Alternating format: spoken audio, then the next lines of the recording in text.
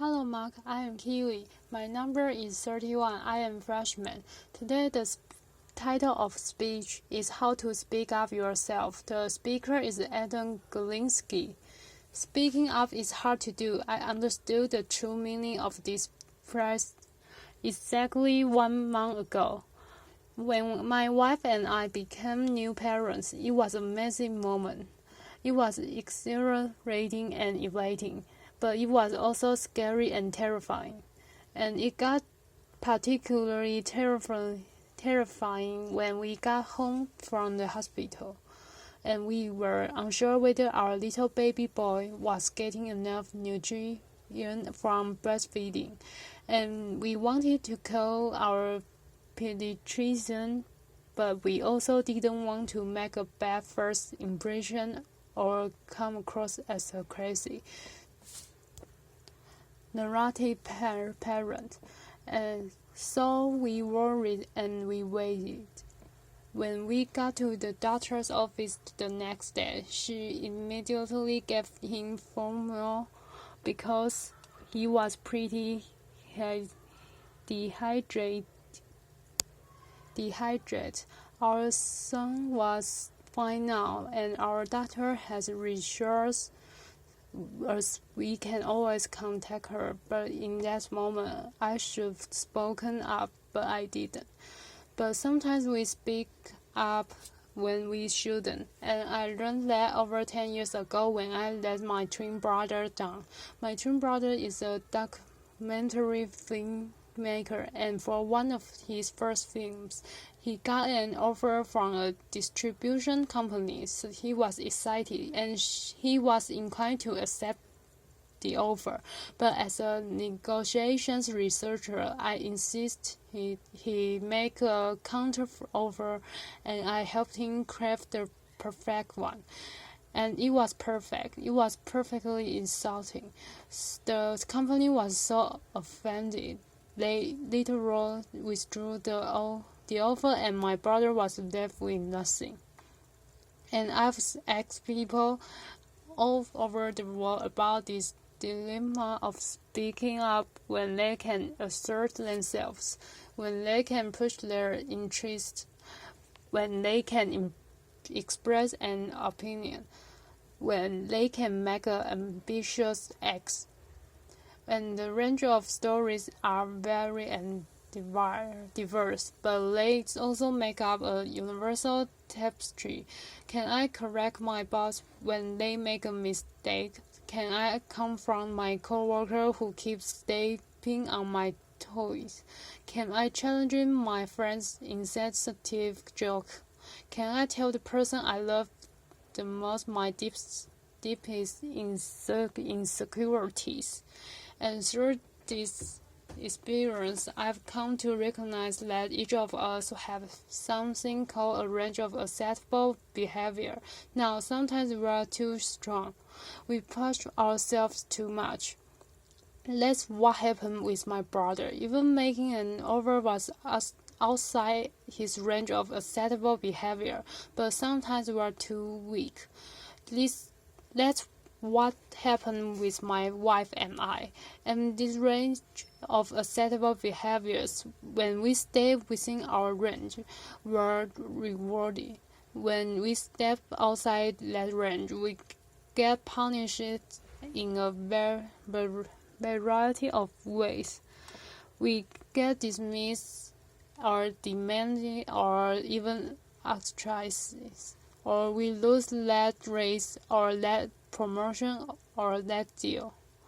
Now, the first thing we need to know is what is my range, but the key thing is our range isn't fixed. It's actually pretty dynamic, and it expands and it narrows based on the context. And there's one thing that determines that range more than anything else. And that's your power. Your power determines your range. What is power? Power comes in lots of forms. In negotiations, it comes in the form of alternatives. So my brother had no alternatives. He lacked power. The company had lots of alternatives. They had power. Sometimes it's being new to a country, like an immigrant, or new to an organization, or new to an experience. Like my wife and I as new parents, sometimes it's at work, where someone's the boss and someone's the subordinate. Sometimes it's in relationships where one person's more invested than the other person. And the key thing is that when we have lots of power, our range is very wide. We have a lot of leeway in how to behave, but when we lack power, our range narrows. We have very little leeway. The problem is that when our range narrows, that produce something called the low power double bind. The low power double bind happens when if we don't speak up, we get unnoticed. But if we do speak up, we get punished. Now, many of you have heard the phrase the double bind, and connect it with one thing, and that's gender. The gender double bind is women who don't speak up go unnoticed, and women who do speak up get punished. And the key thing is that women have the same needs as men to speak up, but they have barriers to doing so. But what my research has shown over the last 2 decades in that what looks like a gender difference is not really a gender double bind. It's really a low power double bind, and what looks like a gender difference are really often just power difference in disguise. Oftentimes we see a difference between a man and a woman, or a man and women, and think biological cause. There's something fundamentally different about the sex. But in study after study, I've found that a better explanation for my sex differences is really power. And so it's the low power double bind. And the low power double bind means that we have a narrow range and we lack power. We have a narrow range and our double bind is very large. So we need to find ways to expand our range. And over the last couple decades, my colleagues and I have found 2 things really matter. The first, you seem powerful in your own eyes. The second, you seem powerful in the eyes of others. When I feel powerful, I feel confident, not fearful. I expand my own range. When other people see me as powerful, they grant me a wider range. So we need tools to expand our range of acceptable behavior. And I'm gonna give you a set of tools today. Speaking up is risky, but these tools will lower your risk of speaking up. The first tool I'm gonna give you got discovered in negotiations in an important finding. On average, women make this ambitious offer and get worse outcomes than men at the bargaining table. But Hannah really Bowles and Emily Amantou have discovered there's one situation where women get the same outcomes as men and are just as ambitious. That's when they advocate for others. When they advocate for others, they discover their own range and expand it in their own mind. They become more assertive. This is sometimes called the mama bear effect. Like a mama bear defending her up. When we advocate for others, we can discover our own voice. But sometimes we have to advocate for ourselves. How do we do that? One of the most important tools we have to advocate for ourselves is something called perspective taking. And perspective taking is really simple. It's simply looking at the world through the eyes of another person. It's one of the most important tools we have to expand our range. When I take your perspective and I think about what you really want, you are more likely to give me what I really want. But here's the problem. Perspective taking is hard to do, so let's do a little experiment. I want you all to hold your hands just like this, your finger, put it up, and I want you to draw a capital letter E on your forehead as quickly as possible. Okay, it turns out that we can draw this E in one of two ways, and this way originally designed as a test of perspective taking. I'm gonna show you two pictures of someone with an E on their forehead. My former student Erica Ho, and you can see over here, that's the correct E. I drew the E so it looks like an E to another person. That's the perspective taking E because it looks like an E from someone else's vantage point. But this E over here is the self-focused E. We often get self-focused, and we particularly get self-focused in a crisis. I want to tell you about the peculiar crisis. A woman walks into a bank in Washingtonville, California, and he says, give me 2,000 or I'm blowing the whole bank up with a bomb. Now, the bank manager didn't give him the money. She took a step back.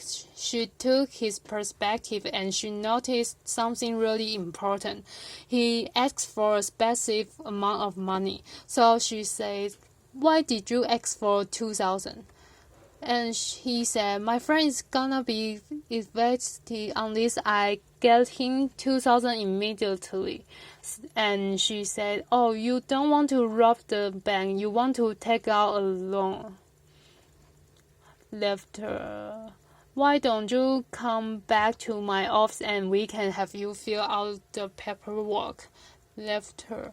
Now her quick perspective taking the first of volatile situation, so when we take someone's perspective, it allows us to be ambitious and assertive but still be likable. Here's another way to assertive but still be likable, and that is social flexibility. Now imagine you are a car salesperson and you want to sell someone a car. You are going to more like make the sales if you give him to a portions.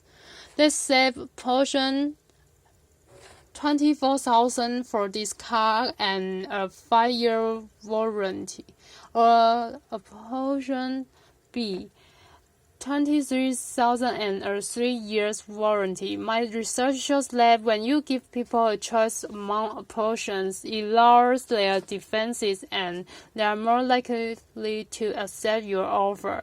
And this doesn't just work with salespeople. It works with parents. When my niece was 4, she resists getting dressed and rejects everything. But then my sister-in-law had a brilliant idea. What if I gave my daughter a choice? This short or that short? Okay, that's short. This pants or that pants? Okay, that pants. And it worked brilliantly. She got dressed quickly and without resistance. When I've asked the question around the world when people feel comfortable speaking up, the number of answers is when I have social support in my audience, when I have allies. So we want to get allies on our side. How do we do that? Well, one of the the way is be a mama bear. When we advocate for others, we expand our range in our own eyes and the eyes of others, but we also earn strong allies. Another way we can earn strong allies, especially in high places, is by asking other people for advice. When we ask others for advice, they like us because we flatter them and we are expressing humility. And this really works to solve another double bind, and that's the self-promotion double bind. The self-promotion double bind is that if we don't advertise our accomplishments, no one notices, and if we do, we're not likable. But if we ask for advice about one of our accomplishments, we are able to be competent in their eyes, but also be likable. And this is so powerful, it even worse when you see it coming. There have been multiple times in life when I have been forewarned that a low-power person has been given the advice to come ask me for advice. I want you to notice three things about this. First, I knew they were going to come ask me for advice. Two, I've actually done research on the strategic benefits of asking for advice. And three, it still worked. I took their perspective. I became more invested in their cause. I became more committed to them because they asked for advice. Now, another time we feel more confident speaking up is when we have expertise. Expertise gives us credibility. When we have high power, we already have credibility. We only need good evidence. When we lack power, we don't have the credibility. We need excellent evidence. And one of the ways we can come across as an expert is by tapping into our passion. I want everyone in the next few days to go up to friends of theirs and just say to them, I want you to describe a passion of yours to me. I've had people do this all over the world, and I ask them, what did you notice about the other person when they described their passion? And the answers are always the same. Their eyes lit up and got big. They smile a big beaming smile. They use their hands all over. I had to duck because their hands were coming at me. They talk quickly with a little higher pitch. Laughter. They leaned in as if telling me a secret. And then I said to them, what happened to you as you listened to their passion? They said, my eyes lit up. I smiled. I leaned in. When we tap into our passion, we give ourselves the courage in our own eyes to speak out, but we also get the permission from others to speak out. Tapping into our passion even worse when we come across as too weak. Both men and women get punished at work when they shed tears, but Lizzie Wolf has shown that when we frame our strong emotion as passion, the condemnation of our crying disappears for both men and women. I want to end with a few words from my late father that he spoke at my twin brother's wedding. Here's a picture of us. My dad was a psychologist like me, but his real love and his real passion was cinema, like my brother, and so he wrote a speech for my brother's wedding about the roles we play in the human comedy. And he said, the lighter you touch, the better you become at improving and enriching your performance.